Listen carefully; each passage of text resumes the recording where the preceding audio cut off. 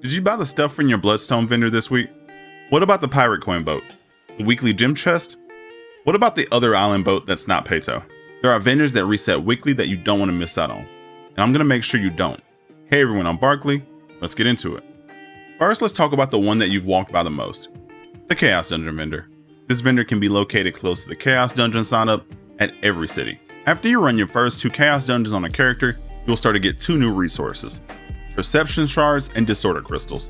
These are the tier 1 names. You get them in other tiers but with just a different name and color.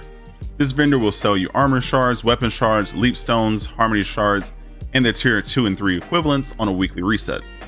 For tier 1 and 2, you can buy 20 Leap Stones, 5 Shard Pouches, 25 Weapon Stones, and 75 Armor Stones.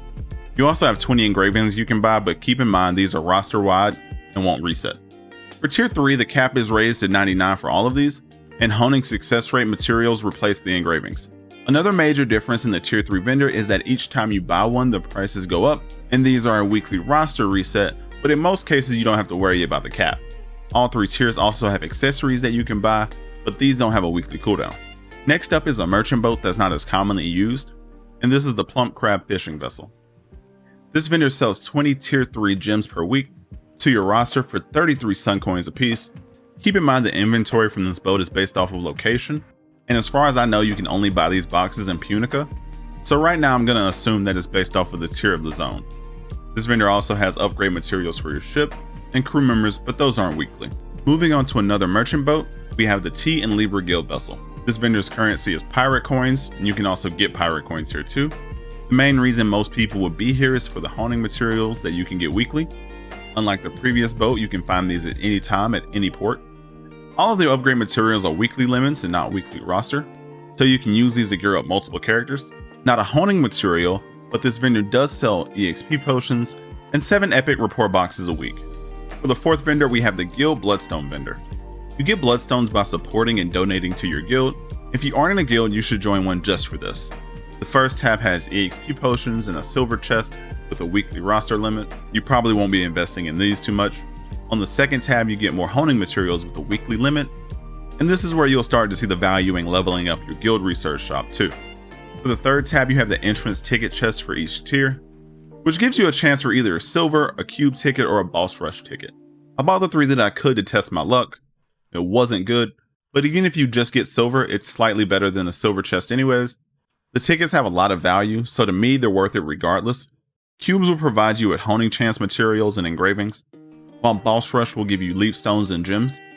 Both provide masterpieces too, which is another nice bonus. And on top of all of this, the vendor also sells honing chance materials too. Now let's take a step away from honing materials. For the 5th vendor, you have the gold shop vendor. Someone is already screeching pay to win, and I can hear it. But in reality, I'm talking about the vendor to exchange Luna tokens for gold. This isn't a weekly vendor, but you can only get the currency once a week, so it kinda is. You can also exchange gold for silver here too. These next 2 vendors are paired, and they are the ones on Peyto and Fermata. These are the locations on the map. Peyto is here, and Fermata is here. Both of them have the same layout and the same things to buy. First vendor sells 7 card packs for 2,000 pirate coins a week, and the other sells ability stones at 3 different power levels for tier 1 and 2, and just 1 for tier 3 at 1325. One big thing to remember, their inventories aren't linked, so if you want more, just go to the other island. For the next vendor, we have the island Atlas. It's a PvP island, but you don't have to PvP here. Really, most people are peaceful. 3 vendors have different spawn locations and timers. I couldn't find any information on the spawn timers. There was always at least 1 vendor there for me, so this could easily not be worth it for some people, which is understandable. Pirate coins are the currency for this island. For vendor 1, you have a Giant's Heart for 33k, 2 weekly roster limit non-class specific engravings at the green and blue rarity, 1k for the green and 2k for the blue. Vendor 2 has the same price engravings, but they're class engravings with 5 green and 3 blue. This is also where you get the Atlas Island token for 16.8k and the Overwhelm rune for 36k. Vendor 3 has 1 epic report chest and 3 non-class specific engravings.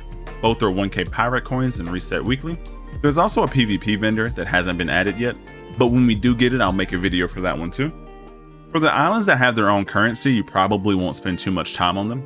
The first 2 that come to mind are Estella and Death's Hold Island. They both sell weekly reset engravings. but in most cases, people are going to get their island tokens and not come back to these islands. While Death's Hold Island is fun, the once a day chance to get the currency here would make it annoying to get the engravings every week. While the engravings aren't as important as the honing materials, it's nice to know where they are, so if you don't want to spend gold on them, you can just go get them. But with that, thank you guys for watching. Subscribe to the channel to get more quick guides like this. If you enjoyed the video, don't forget to like and drop a comment, it's much appreciated and helps with the algorithm, and I'll catch you guys later. Peace.